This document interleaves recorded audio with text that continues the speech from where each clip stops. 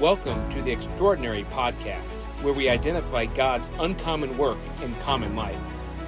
Recognizing God's work requires intentionality, but articulating it motivates and inspires. Don't forget to subscribe to never miss an episode. In today's episode, I have a conversation with DeLlanos, and he shares about his life's journey that begins in Cuba, and as his parents brought him to the United States, his journey with Jesus, into the Salvation Army, and finally here to the Burlington, Iowa area. So let's get into the conversation with John. John, thank you for taking the time to be a guest on our podcast. We appreciate you being here and sharing a little bit about your story, so thank you. As we begin, can you share a little bit about your life growing up? What was life like growing up for you? Well, I was born in Cuba, Matanzas, Cuba, and I came when I was 9 days old to Miami, Florida, and I grew up in Miami, Florida, all through my high school, and I just started going to church there. The first Church of the Nazarene, it's called Miami Calvary, and it's just a very, very small church. It was like an old house, and from there on, I did all kinds of things. I did their piano and their organ, and pretty much I was surrounded by Cubans, pretty much, and and I do speak fluent Spanish, so it's just like they say, it's Little Havana. Now, you mentioned the organ, the piano. I know you play some other instruments. Do you have a favorite instrument? Yes, actually. Okay. The piano. I taught myself all of them. I started out with the flute in high school, and then from there I moved on to the keyboard, and then from there on got into the Salvation Army, and I learned more instruments there. So I pretty much started with the piano. Do you know offhand how many instruments you can play? I would guess about 6. 6, yeah. And I assume when you say play, you can play them well. Like you could probably pick up a few others and I wouldn't go that far. Well, yeah. You could pick up a few others and tinker, I'm sure. Yeah. Give me enough practice and I'll. Yeah. Well, anyway, that's fun to share, and the fact that you're self-taught is of course impressive as well. Now, as we were talking before this, you said you've had a lot of different jobs. Mm-hmm. Can you just give a brief synopsis of kind of your job history? All right. Yeah, well, I don't know how condensed I can do this, but I've had, all types of different jobs, starting like Burger King, and I've worked in a law office. I've worked on the ammunition plant. I've volunteered as a firefighter here at West Burlington, EMT and paramedic, and I was the chief of EMS, Emergency Medical Services there. I've worked in a company where they veterinary services for like pig farms, to where I'm working now as the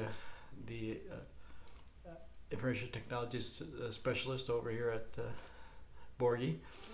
I've worked as an EMT over in Lee County Ambulance, all over the place. So you've had a lot of different experiences. Right. Do you have a favorite job or two that's worth mentioning? No, not really. Okay, no, that's fine. I'm just curious, and I'm sure there are parts of certain jobs that you really, really enjoyed, and probably parts you didn't enjoy. Right. That's kind of the nature of life sometimes. Right. Now, coming back to, you mentioned you grew up in the church, and you did a lot of different things in the church. Can you share with us when you became serious about Jesus? Actually, I was at the Church of the Nazarene down there in Miami, and I became serious when I was actually confronted by a lady from the singing group. Said, "Well, it's nice that you're interesting, but you have to really be serious about this. So I went and studied more and got baptized and then became a regular attender. And during that, I was invited to the Salvation Army, and then I began going there. So essentially, someone came to you and said, not necessarily you need to get your act together, but you need to get serious about this. Right. You Correct. need to choose Jesus or not choose Jesus. That's exactly it. That's correct. And I'm sure they came with much more tact and grace than what I just described. But it does speak to the nature that the gospel is confrontational.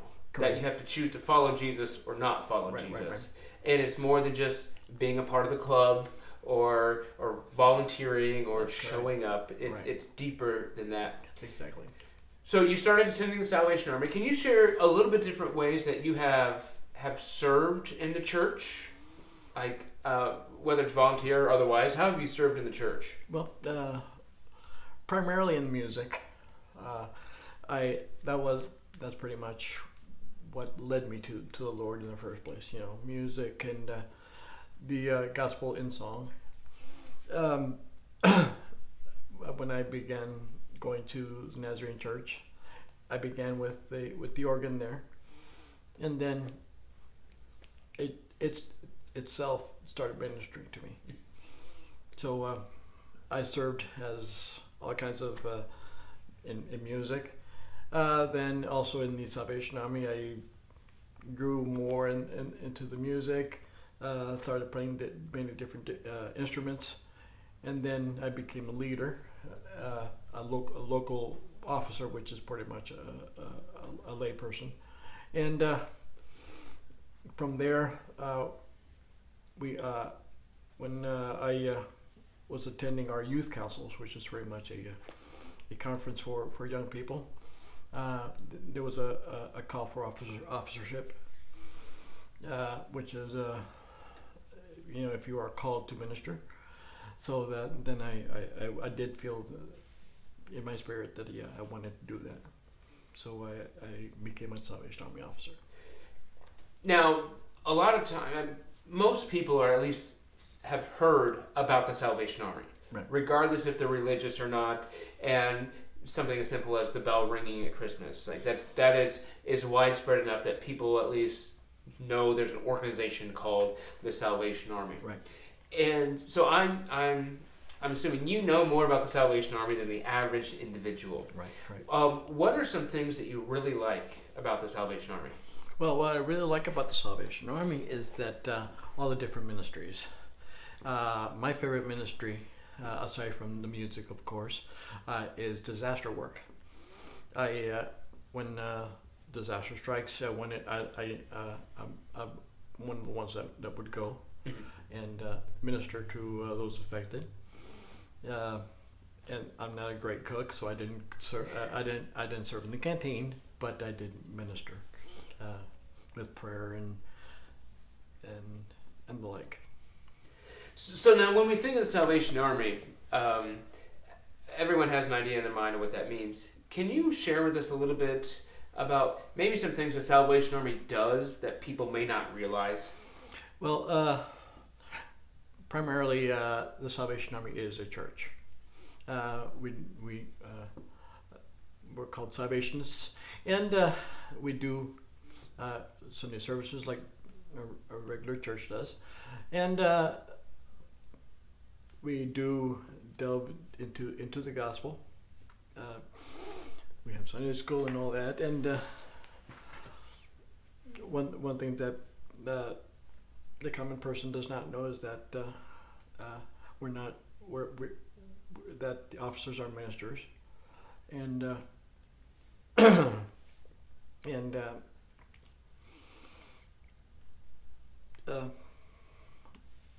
we're not just a social services or disaster work or bells at Christmas, So it's all ministry.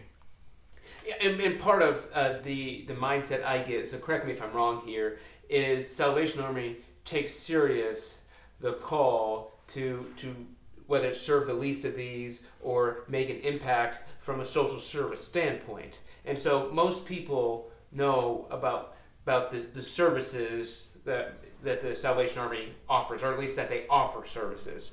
And the Salvation Army buildings are set up not just to be a Sunday morning place. Right. They're set up to be multifunctional. Correct. and to serve needs 24/7. Correct.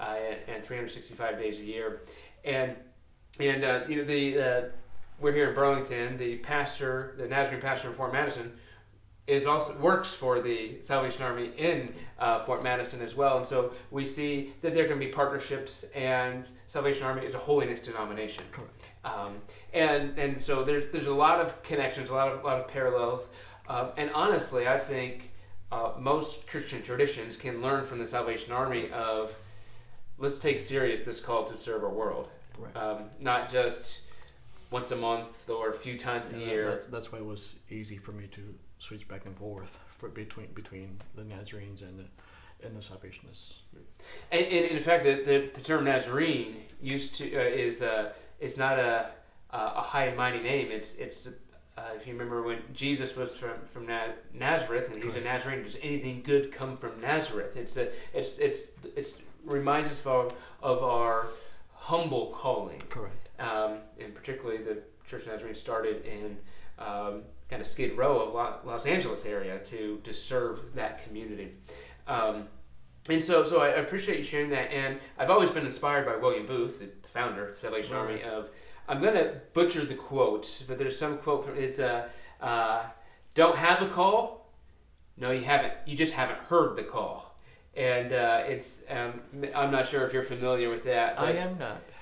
But basically it's, Salvation Army, I believe, the officers are placed. Like the denomination assigns you to go here or move down. It's pretty much a paramilitary type of thing. Mm-hmm. They're called assignments, and I've been assigned into different places down in the southeastern United States and the Southern Territory. I've been in Florida. I've been in Atlanta. I've been in Georgia. I've been in Alabama, Mississippi, Louisiana. So your work with the Salvation Army was primarily in the South. Correct. And that had anything to do with your personal heritage, or why did they keep you down there? Well, when I went into the Salvation Army officer school, it was located in the Southern Territory. Okay. So they pretty much keep you in the same territory, unless something happens that they move you somewhere else. And a lot of times when they move you some other territory, it would be out of the country. So how long is your stay at each ministry spot typically? It just depends. Typically about 3-4 years. But I don't know how long they're doing it now. But some some assignments go for maybe 5-6 years. Mm-hmm. But primarily about 3 or 4 years. Now switching gears just a little bit, and you have an adopted son. That's correct. Timothy, and those who attend our church see Timothy sitting next to you every Sunday.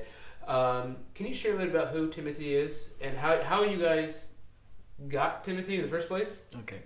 Well, Timothy was my wife's idea, my ex-wife's idea, and she showed me a picture of him, and not even knowing exactly what she was trying to tell me.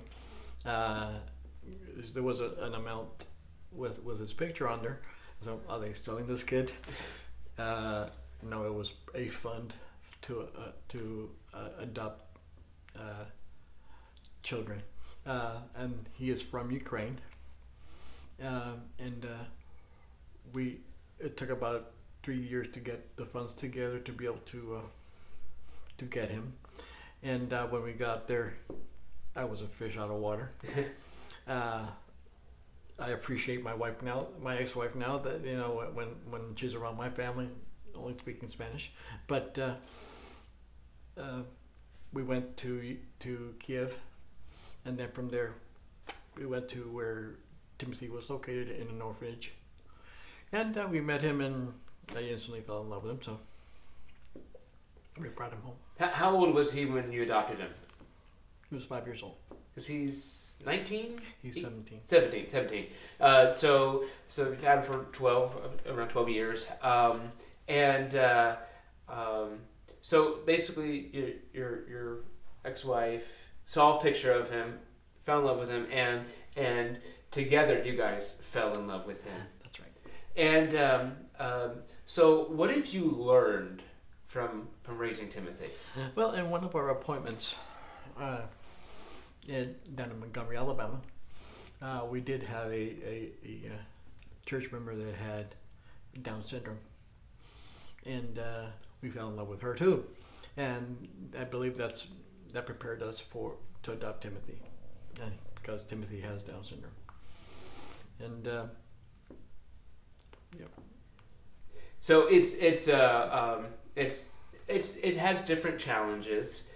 Are there any challenges that you can speak to that people might not be aware of providing for him and giving him what he needs? Well, he one thing that that is difficult is that he is nonverbal, and communication is a really big hurdle. But he understands us, but we don't understand him. So being with him as long as we are, we kind of know what he's saying. And I mean, after 12, you're a parent. I mean, you've had it for 12 years. You can probably tell times when he's purposely ignoring you or not understanding you, just like any parent can. That's correct. And so every child has their they know how to push your buttons, and I'm sure that he has figured that out many times for you. But pretty much he's a pretty good boy. Yeah, that's great. And so it's good to see him Sunday, and it looks like he's getting more comfortable here. So yeah, I believe so. Yeah. That's nice. So so as you think about that kind of your life story of starting in Cuba, spending 9 days there, coming to Miami, and then traveling all over the South, the Salvation Army, the different jobs you've had, and now here in Burlington, Iowa, which I'm sure you probably never thought you were going to end up in Burlington, Iowa. Mm-hmm. But can you speak to how God has provided for you or directed your life? Well, pretty much when I was younger, I was pretty much a coward. I wasn't very brave, wasn't a confrontational person. But now that I'm with the Lord, He has given me courage to speak out. And one thing that I was afraid of was dying, because you don't know.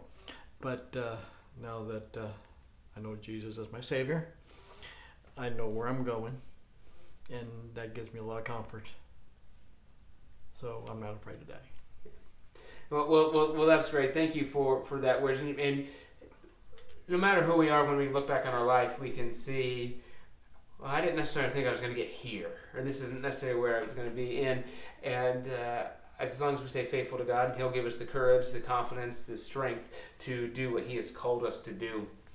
But I like to end sometimes with an open-ended question. Is there anything else you would like to share today? Oh, yeah. I'd like to share that I have been convinced that God has a plan, and His plan is perfect. And He will be with me, whatever happens. He has a reason for it. Yeah. And yeah. Yeah. Well, that's a great reminder, and you speak from experience of learning that through your journey. But thank you for taking time today to come out here to share your story and allow God to use you today. So thank you for being a guest on our podcast today. Thank you for joining us for this podcast. Be on the lookout for how God does uncommon work in common life. And please subscribe to never miss an episode.